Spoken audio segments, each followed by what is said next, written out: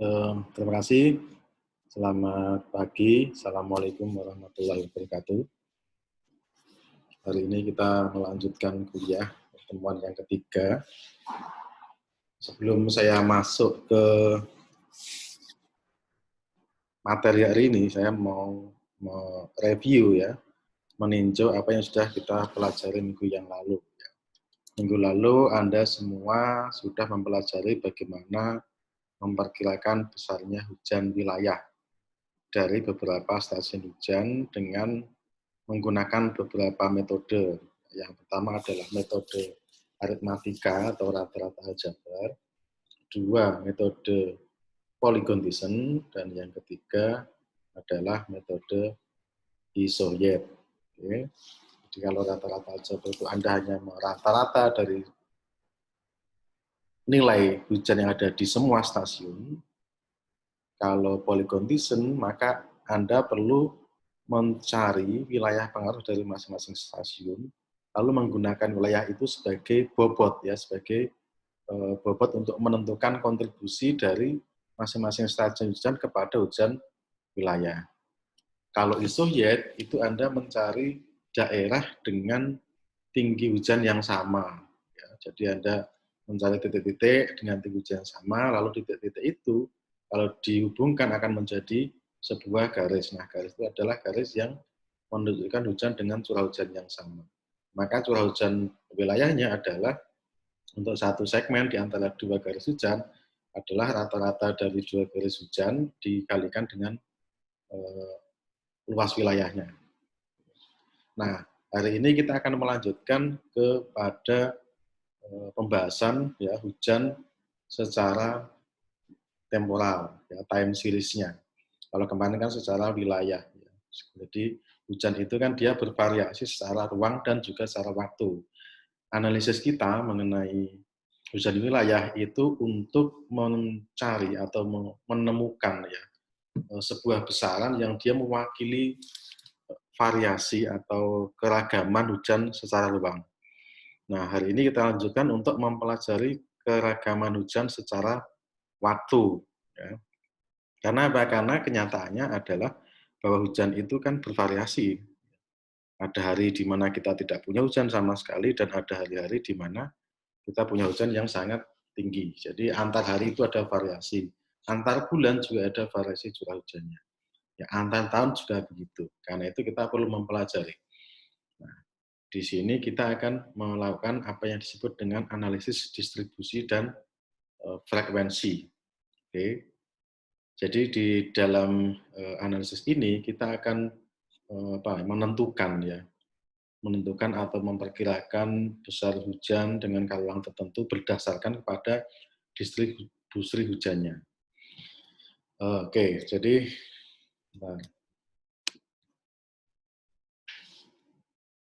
ini ya, maaf. Oke, kalau Anda lihat di sebelah kanan ya, berarti ya, sebelah kanan itu adalah tabel ya. Jadi hujan, kalau Anda kembali kepada materi atau pembelajaran mengenai statistika, ya kan, Anda akan belajar mengenai beberapa jenis distribusi. Ada yang disebut distribusi seragam, jadi semua nilai itu sama untuk semua waktu, itu seragam. Nah, ini tabel 22 ini menunjukkan beberapa jenis distribusi.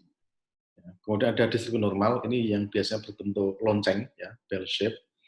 Kemudian normal itu berarti dia berbentuk lonceng. Sebentar.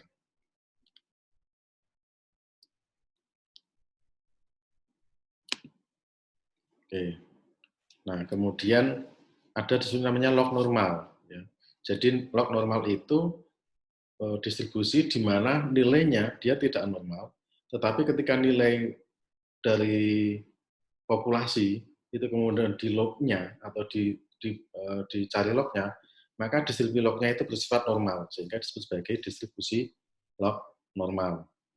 Kemudian distribusi eksponensial, ya, berarti dia mengikuti fungsi eksponensial. Kemudian distribusi Gumbel ya di sini.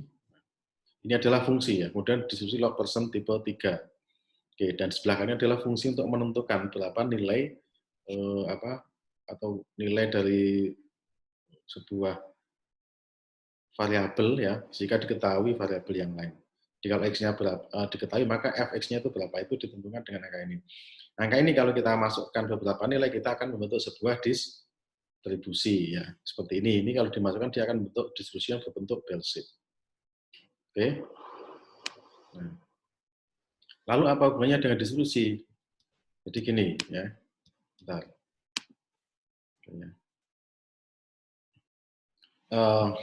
Jadi kenapa kita belajar itu? Karena hujan itu adalah kejadian acak, random ya. Karena dia random, maka salah satu metode yang paling mungkin untuk menggambarkannya adalah menggunakan distribusi. Tadi kita melihat ada 6 yang disampaikan di tabel, tetapi sebetulnya ada banyak sekali jenis distribusi, misalnya distribusi gamma, ya. Kemudian distribusi Weibull, misalnya begitu ya. Apalagi ya, gamma, Weibull, log persen pun ada yang beberapa tipe ya. Ada 12 tipe. Tadi sebenarnya salah satu. Oke. Nah, tetapi di kuliah ini kita akan menitik beratkan pembahasan mengenai distribusi normal, log normal, Gumbel, dan log persen tipe 3. Kenapa demikian? Karena ini tipe-tipe distribusi yang sering dijumpai untuk hujan-hujan yang ada di Indonesia. Ya. Nah, dengan mengetahui bentuk dan skala distribusi data curah hujan, maka kita dapat menghitung parameter-parameter statistiknya, yang mana parameter itu menggambarkan karakteristik distribusi hujan, misalnya berapa ratanya, atau mean atau average-nya, data simpangan baku atau standar deviasinya, gitu kan, berapa medianya, kuantalnya, dan lain-lain, yang itu bisa digambarkan. Kemarin kalau Anda ingat ada pada misalnya menggunakan box plot, itu juga salah satu cara untuk menggambarkan distribusi. Oke.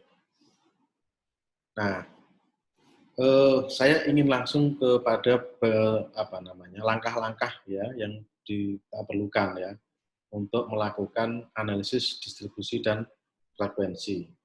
Jadi ada beberapa langkah. Yang pertama itu adalah melakukan pendugaan jenis distribusi. Jadi yang kita lakukan pertama adalah melakukan pendugaan jenis distribusi. Tadi kan ada banyak itu.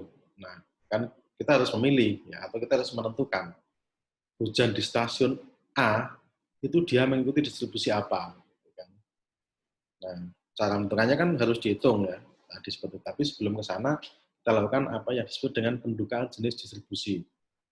Nah, cara menduganya adalah menggunakan beberapa parameter statistik ya, yaitu rata atau X-bar, kemudian simpangan baku SD, dan koefisien variasi ya, CV ini ya, kemudian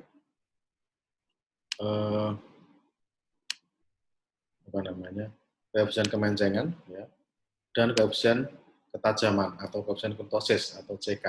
Oke. Yang nilai-nilai ini saya kira kita semua sudah tahu ya. Yang pertama adalah nilai rata-rata. Rata-rata itu adalah jumlah nilai ya dibagi dengan jumlah datanya. Ini rata-rata. Kemudian simpangan baku yang akar dari nilai pada satu nilai dikurangi dengan rata-rata, dikuadratkan, kemudian dijumlahkan, dibagi dengan jumlah data dikurangi 1. Kemudian koefisien variasi itu adalah standar deviasi atau simpangan baku dibagi dengan rata-rata. Oke. Kemudian kemencengan CS, ini rumusnya ya, ini dengan S tetapi dibagi dengan N-1, N-2 kali S pangkat 3. Kemudian koefisien kurtosis atau ketajaman, ya ini dihitung dengan rumus. Ya, pada persamaan ini, N ini menunjukkan jumlah data. Ya, XI itu adalah menunjukkan nilai pada titik yang kita tinjau. X bar itu menunjukkan nilai rata-rata dan S adalah simpangan baku. Oke. Ini kita hitung nanti ya. Jadi kita hitung semuanya nilainya. Nah, lalu bagaimana kita menentukan atau menduga jenis distribusi berdasarkan pada nilai-nilai ini. Nah, ada beberapa ketentuan yang bisa kita gunakan. Ya. Jadi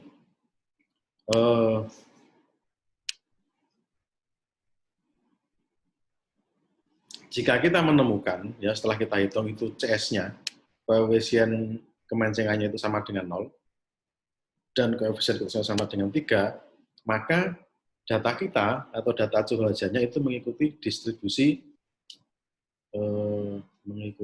distribusi normal. Ya. Oke, ini syaratnya. Jadi dihitung CS-nya 0, CK-nya 3, berarti dia distribusi normal.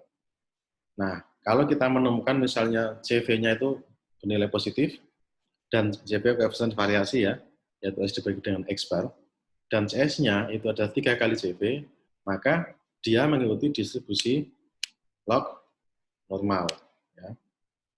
Lalu jika kita dapatkan CS-nya di angka 1,396 dan CV-nya relasinya 5,4, ya, maka kita sebut dia mengikuti distribusi Gumbel.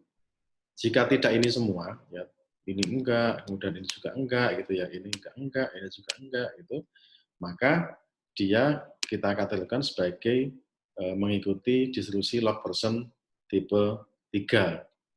Oke, jadi ini pendugaan distribusinya, diduga dulu, dihitung rata-ratanya, dihitung simpangan bakunya, dihitung koefisien CS itu, CV koefisien variasinya, koefisien kemencengannya, dan koefisien kurtosisnya. Lalu dibandingkan dengan kriteria ini, ya, manakah yang memenuhi kriteria ini. Kalau seperti ini misalnya, maka dia normal dan seterusnya. Oke. Nah, setelah itu kita dapatkan, ya, maka kita melakukan namanya menghitung hujan rencana, ya, menghitung hujan rencana. Bagaimana caranya, gitu ya? Nah, setelah distribusinya kita tentukan menggunakan tabel 2,3, maka hujan rencana dihitung menggunakan jenis distribusi yang sesuai, ya kan? Ini sesuai itu apa? Kalau dia tadi normal, maka hujan rencananya dihitung menggunakan hujan rencana distribusi normal. Kalau dia ditemukan mengikuti log normal, maka kita hitung hujan rencananya menggunakan distribusi log normal dan seterusnya, tergantung kepada jenis distribusinya. Nah, masing-masing jenis distribusi ini memiliki persamaan yang bisa digunakan untuk menghitung atau memperkirakan besarnya hujan rencana. Oke, secara umum persamanya seperti ini ya. Jadi hujan rencana kalau pada distribusi normal ya, XT ya, ini sama dengan X bar dikalikan dengan ditambah K dikalikan dengan S. Ya, Anda lihat di sini XT ya. T ini menunjukkan periode ulang ya. Nanti saya kira Anda sudah belajar periode ulang, semoga sudah ya. X bar ini adalah rata-ratanya, K ini adalah koefisien, dan S adalah simpangan baku. Nah, yang membedakan itu ada di sini ya. Setiap jenis distribusi memiliki nilai K yang berbeda-beda ya di sini. Ini K-nya berbeda. Oke. XT maka tergantung kepada T ya, time period atau return period-nya. Oke, misalnya jadi return period itu begini. Harusnya sudah ya return period ya. Return period itu adalah menghitung untuk sebuah besaran hujan, itu dia memiliki peluang kejadian berapa persen, berapa kali dalam satu waktu tertentu. Misalnya gini, misalnya di satu daerah itu hujan dengan nilai lebih dari 100 mm itu hanya terjadi misalnya setahun sekali, maka dia memiliki return period atau periode ulang 1 tahun. Tetapi hujan yang di atas 150 mm misalnya dari data hujan yang misalnya kita punya data 30 tahun, itu ternyata memiliki atau terjadi kira-kira 20 tahun sekali. Maka dia dikatakan memiliki periode ulang 20 tahun. Tetapi ngitungnya tidak seperti itu. Ngitungnya adalah menghitung probabilitas kejadian. Jadi misalnya kita punya data hujan 30, ya, itu kita urutkan dari atas ke bawah, lihat hujan paling besar itu probabilitasnya berapa, ya, dan seterusnya. Maka return period adalah 1 dibagi dengan probabilitas. Jadi return period misalnya 100 tahun, itu berarti dia memiliki probabilitas atau peluang kejadiannya 1/100, yaitu 0,01 atau hanya 1% dalam rentang waktu tertentu. Hujan dengan periode ulang misalnya 25 tahun, itu artinya angka itu dilewati kira-kira dengan peluang 25 tahun berarti 1 dibagi dengan 25. Ya. Peluang berarti 0,4, 1 bagi 25, 0,04%. Nah, gitu. sekitar 4% dan seterusnya. Itu return period-nya, itu kita pakai di sini. Nah, ini return period-nya, ini peluang, nah ini nilai K-nya. Jadi angka ini kita acu untuk distribusi normal. Oke, jadi kalau menemukan distribusi normal, maka Anda menghitung besar-besarnya adalah ST, X-bar-nya, jadi kan ketemu tadi X-bar-nya. K-nya ini dikalikan dengan S. Oke, jadi kita dapatkan. Ya. K-nya macam-macam ya, kalau kita lihat di sini, misalnya mulai dari periode 1,001, ada seterusnya, semakin besar K-nya, semakin besar peluangnya, maka K-nya semakin kecil. Ya. Bentar. Semakin besar. Ya. Jadi semakin besar periode ulang, berarti semakin kecil peluangnya, K-nya semakin besar. Ya. Ini mulai dari negatif di sini sampai ke positif, bahkan sini 3,09. Oke, itu distribusi normal. Bagaimana dengan distribusi log normal? Jadi nanti Anda hitung aja, misalnya saya ingin menghitung hujan rencana untuk periode ulang 2 tahun, 5 tahun, 10 tahun, 25 tahun, 50, dan 100, maka tinggal Anda hitung ini K-nya. Oh, X-nya udah ketemu. Berarti untuk periode ulang 25 tahun itu berarti ada di mana? Di sini misalnya. Oh, ini K-nya berapa? Anda bisa menggunakan interpolasi di sini. 5 tahun 0,84, 10 tahun 1,28, dan seterusnya. Oke. Nah, itu tadi yang normal. Bagaimana dengan log normal? Jadi kalau log normal itu datanya dilogkan dulu. Ya, jadi Anda punya data, itu kemudian dijadikan log semua. Oke. Setelah jadi log, kemudian dicari rata-rata dari nilai lognya. Ya, termasuk simpangan bakunya. Ya. Simpangan bakunya juga dicari dari nilai lognya. Jadi semua data ditransformasi menjadi data log. Kemudian dihitung rata-ratanya, dihitung simpangan bakunya ini ya. Ini dihitung semuanya, ini dihitung, jadi dirubah log dulu, kemudian ngitung rata-ratanya, lalu ini S log adalah simpangan baku dari log X. Kemudian Anda kalikan dengan K, Anda dapatkan log dari XT. Ini masih log. Setelah dapat lognya, kemudian Anda transfer lagi ke dalam anti-log untuk mendapatkan nilai yang sebenarnya. Oke, yaitu dengan cara 10 pangkat log XT ya, XT-nya.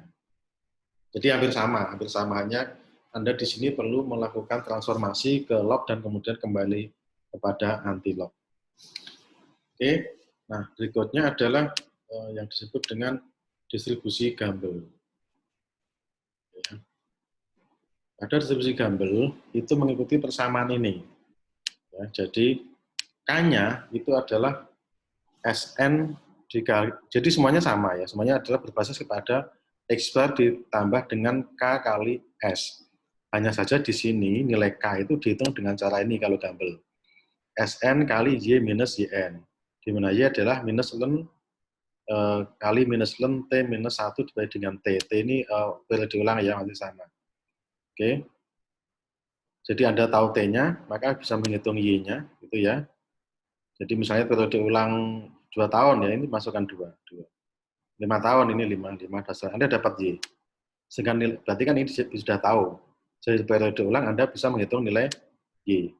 Berarti Anda perlu menghitung nilai SN dan YN. Nah, pada Gumbel itu nilai SN dan YN bisa dihitung dari sini. Oke, berdasarkan kepada jumlah data. Ya. Jumlah data, misalnya jumlah data 10, maka SN-nya 0,9496. Kemudian Y-nya di sini. Ya, jumlah data 10, Y-nya di sini. Dan seterusnya. Ini Anda bisa melakukan interpolasi untuk jumlah data yang nilainya berbeda. Misalnya nilainya 27 ya, diinterpolasi saja dari sini dan sini. Ini SN. YN juga sama ya, di sini. 27 mana YN? Ini 14 dan seterusnya. Dicari nanti ketemu. Berarti Anda punya YN, sudah punya SN, kemudian dari T Anda punya Y, maka Anda bisa menghitung nilai K. Oke, SN dan YN ini kalau datanya sama berarti dia nilainya tetap. Berarti yang membedakan nanti adalah pada T. Begitu T-nya berubah, maka Y-nya juga berubah dan K-nya juga berubah. Itu yang metode Gamble ya. Nah, yang terakhir adalah metode log person tipe 3. Oke. Nah, pada log person tipe 3, ini perhitungannya sama dengan perhitungan distribusi log normal. Nilai K, hanya saja nilai K-nya dihitung menggunakan koefisien kemencengan atau CS pada nilai yang sudah ditransformasikan ke nilai logaritmiknya. Jadi kalau tadi nilai K-nya itu kalau log persen itu kan sudah langsung tahu ya nilai K-nya. Ada apa tabelnya. Tetapi kalau log persen tipe 3, ini setelah di log kemudian Anda mencari nilai K menggunakan koefisien kemencengan. Jadi Anda perlu menghitung koefisien kemencengannya dulu. Oke. Nah, ini tabel ini untuk menentukan. Jadi setelah ditentukan koefisien kemencengan misalnya didapat misalnya 2 di sini gitu ya. Maka Anda menentukan ini adalah nilai K untuk apa namanya? Berbagai kala ulang tadi. Ya. Ini adalah kala ulang. Maaf, ini probabilitas. Ini periode ulang. Ini persen yang dilewati. Anda gunakan ini misalnya 10 tahun. Kemudian CS-nya 2, berarti G-nya adalah atau K-nya sama dengan 1,302. Oke.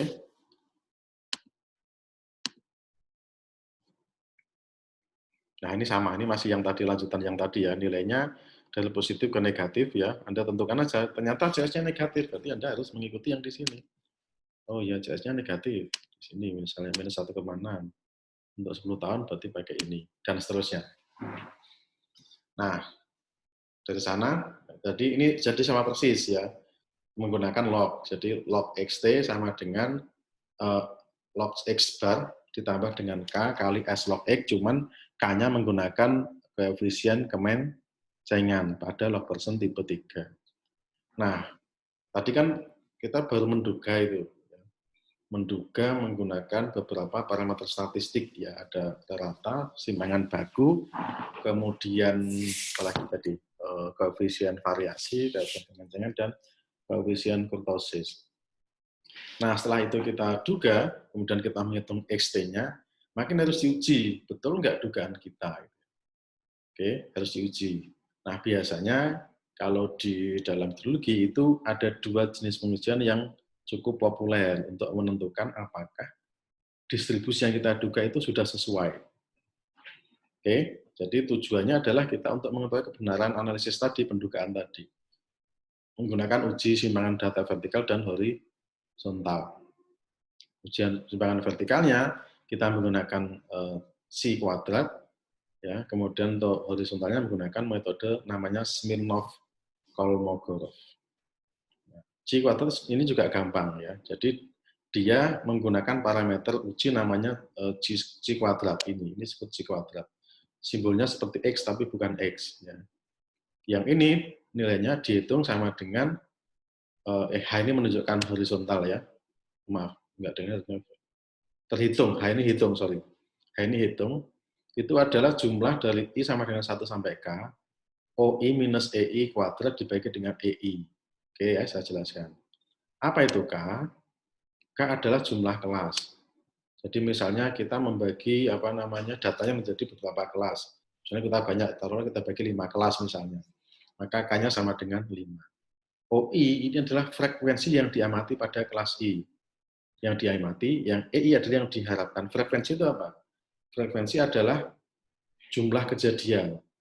Ya, jadi misalnya kita punya data dari 0 sampai 100. Sampai 100 gitu ya.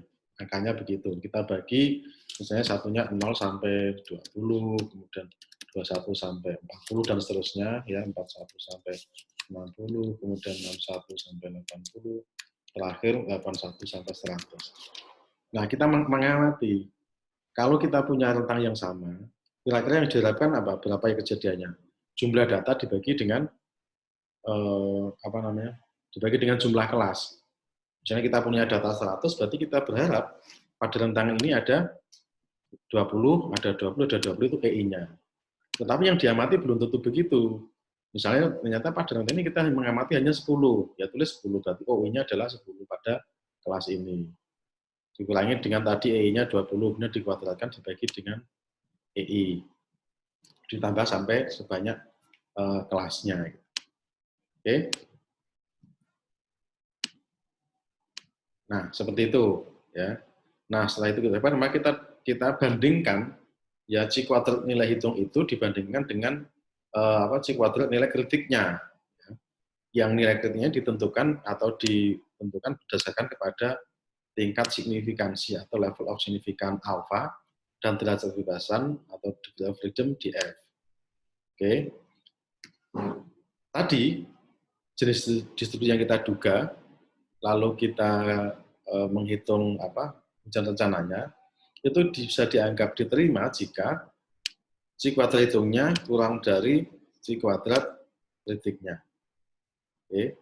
Nah, berapa nilai C kuadrat kritiknya yang itu didasarkan kepada level of significance dan derajat kebebasan, itu ada di tabel ini. Ya. Nilai kritiknya Anda bisa menggunakan tabel ini.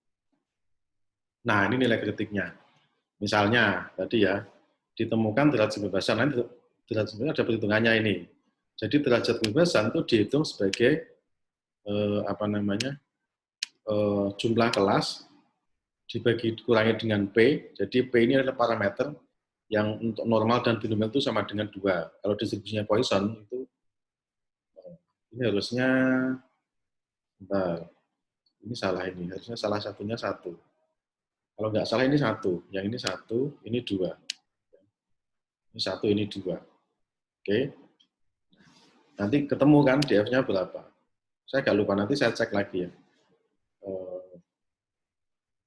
Sorry, ini 2, ini 1 ya. Jadi kalau ini berarti ini 1, ini 2. Jadi distribusi normal itu termasuk di sini.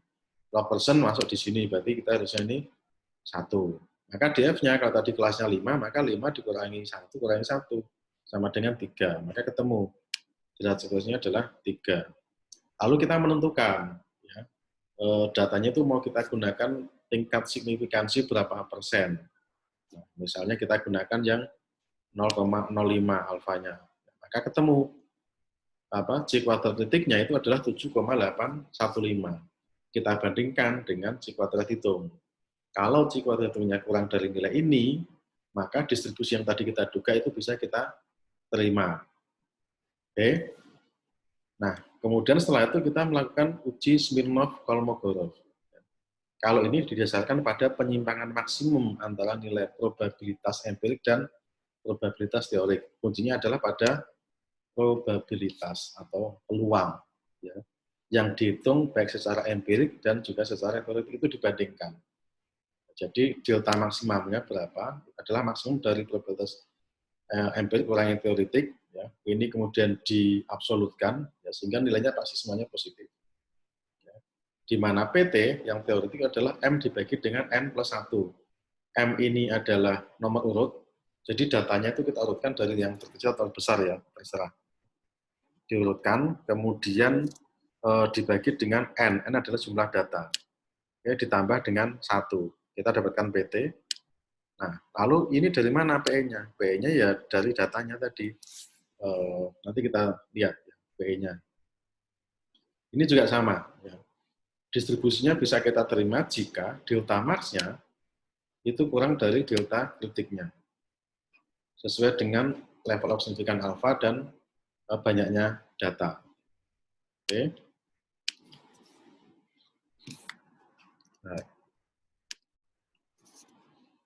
Nah, ini nilai kritis simpangan horizontal untuk Smirnov-Kolmogorov. Jadi kalau data kita 10 menggunakan level signifikan 0,05, berarti kritiknya itu ada di 0,41. Lalu kita bandingkan, ya tadi delta max-nya berapa? Apakah kurang dari ini atau lebih dari ini? Ya kalau kurang berarti dia oke. Kalau lebih berarti dia tidak oke. Oke, jadi ini digunakan data ini.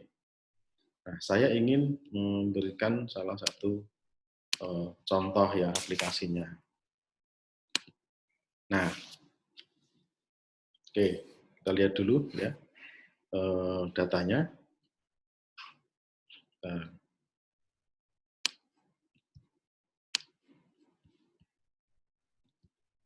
ini adalah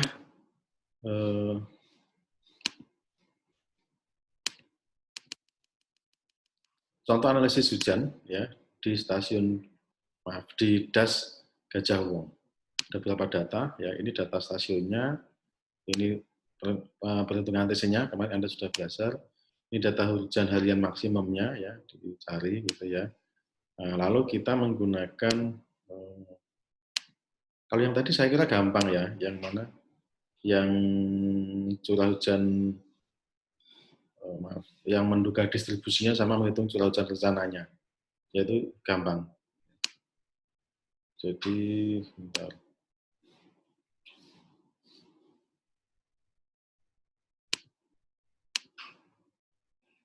Nah, ini contohnya ya. Ini hasil perhitungan N-nya sekian, rata-ratanya 111, enggak 0, berarti dia tidak normal, kemudian sumbangan darahnya sekian, dan seterusnya. Dari sini kita dapatkan datanya ini mengikuti distribusi log persen 3. Ya. Kemudian, nah ini ya.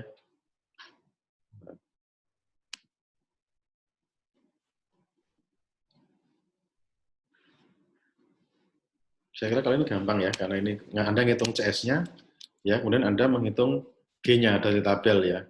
Jadi Anda buat begini, periode ulang, probabilitas, CS-nya berapa? Ketemu kan? Untuk periode ulang 2 tahun, G-nya berapa dari data sini? Ya, 2 tahun ini, kemudian CS-nya 0,975, positif berarti ada di sini, ya, maka dapatkan ini. Ya, sebentar. Ya, misalnya ini, periode ulangnya kan di sini 2 tahun, misalnya. Ini ya, 2 tahun. Kemudian CS-nya ketemu 0,975, CS ngitungnya udah tahu ya. Berarti 975 ada di sini, antara 0,8 sampai 1. Berarti dia ada di antara ini. Kita interpolasi, kita dapatkan G-nya minus 0,160. Untuk yang kalau ulang 5 tahun, berarti geser ke sini. Berarti 0,75 sekian. 761. Ini ya diinterpolasi.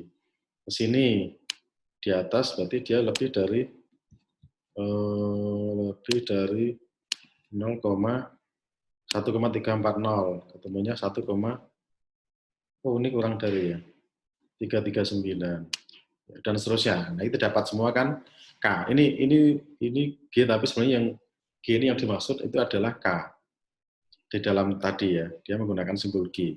Tapi ini adalah K koefisiennya. Lalu ini log X-nya kan, nah didapat, ya kan. Nah, XM-nya ya, ini kan tadi apa? 10 pangkat. Yang ini kan yang tadi log X bar ditambah dengan G dikalikan dengan simpangan baku. Ya, ketemu dapat log sekian, lalu dikembalikan 10 pangkat log X. Jadi kita dapatkan nilai ini. Ini adalah hujan rencana untuk periode ulang 2, 5, 10, 20, 25, 50, dan 100 yang mengikuti distribusi log persen tipe 3 sudah kita dapatkan. Oke, lalu kita akan melakukan uji, ya kan? Diuji secara menggunakan si kuadrat dan Smirnov-Kolmogorov. Ini harga cikirnya ya, ini sama, ini tabel yang tadi itu persis, dan distribusinya ini diulang-ulang.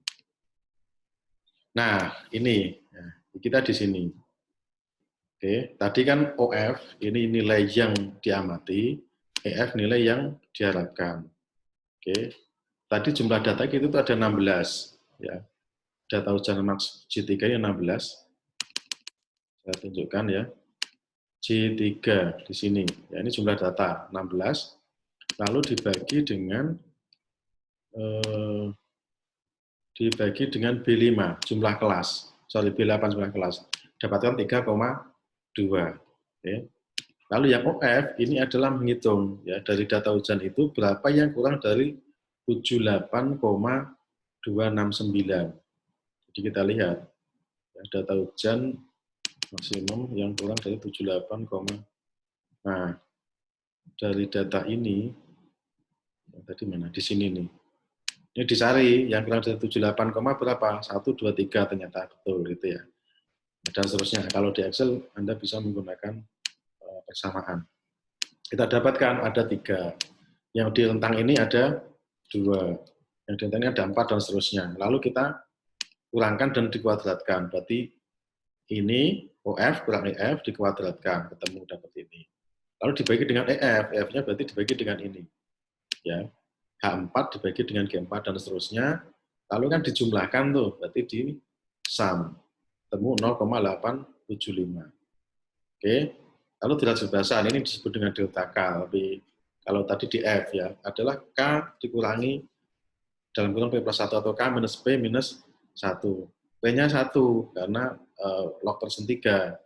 Ya, berarti derajat kebebasannya adalah 3. Dicari di sini, 3 gunakan 0,05, dapatlah 7,815. Berarti 0,875 kan kurang dari 7,815, maka kita bisa menerima bahwa distribusi hujannya itu mengikuti distribusi log persen tipe 3. Berarti oke, gitu ya. Nah, lalu kita lanjutkan dengan ini oke ya. Jadi dengan Smirnov Kolmogorov. Ini tabelnya tadi. Ini juga sama. Jadi kali ini sedikit agak agak jelimet ya. Pertama, tadi kan menghitung delta, yaitu probabilitas M teoritis ini, yaitu M dibagi dengan N plus 1. Jadi datanya kita urutkan dulu dari besar ke kecil, ya. Lalu ngitung ya, ini M dibagi dengan N plus 1. Ini kan nomor urutnya 1, nomor urut 2, 3, dan seterusnya. Sampai nomor urut 16. Ini berarti 1 dibagi dengan 17, 2 dibagi dengan 17, 3, dan seterusnya. Ya. Ini 16 dibagi dengan 17. Oke. Lalu, kita menghitung, ya. Menghitung nilai P empiriknya. Caranya bagaimana? Caranya adalah dengan melihat ini, ya. G, ini adalah log C4. G itu dihitung dari sini tadi. Ya, cara menghitung G-nya itu adalah dari, ini kan XT. Ya. XT, tadi kan persamaan adalah, bentar. Saya cari. Nah, ini ya. Katakan penyapaan log XT sama dengan log X plus G dikalikan dengan S. Kita tahu nilai XT-nya tadi 253. Ya kan? S-nya kita tahu. Ya. Maka kita tinggal di sini. Log X-nya kita tahu. X-nya dijadikan log dulu. Ya. Kemudian dikurangi dengan log X, kemudian dibagi dengan S. Ya. Jadi ini adalah log X dikurangi dengan rata-ratanya dibagi dengan S. Kita dapatkan G untuk nilai hujan 259. Untuk 139 kita dapatkan ini. Oke, dan seterusnya. Ya, kita peroleh ini semua. Nah, mencari P-nya ini gimana? Kan kita punya hubungan antara G dengan peluang, ya. Peluang di sini. Nah, ini kita gunakan ini, ya. Kita gunakan ini, kita dapatkan ya. Untuk peluang 50% di sini, yaitu G-nya berapa? Berarti menggunakan ini, kala ulang, ya kan? Kan kala ulang 50 itu G-nya berapa? Kala ulang tadi 20 G-nya berapa dan seterusnya, lalu kita buat grafik. Sehingga kita punya persamaan G sebagai fungsi dari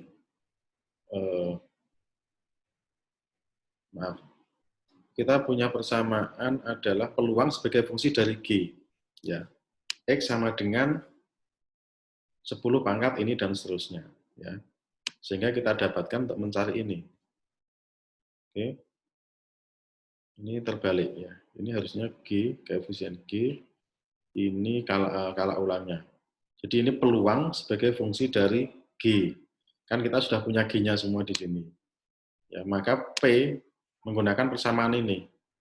Ya, P sama dengan 0,0684 X kuadrat, X-nya adalah tadi G atau K, gitu ya, dikurangi dan seterusnya. Kita gunakan ini, kita dapatkan di sini 0,01. Ini 0,2 dan seterusnya, ya.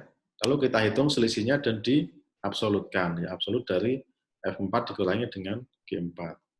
Kita cari nilai maksimalnya berapa. Mana maksimalnya adalah di sini. Maksimum dari H4 sampai H19. Oke, berarti tadi yang delta maksimum ketemu 0,08. Lalu kita bandingkan ini dengan delta kritisnya. Delta kritisnya berapa? Delta kritisnya kalau tidak salah mana di mana ini?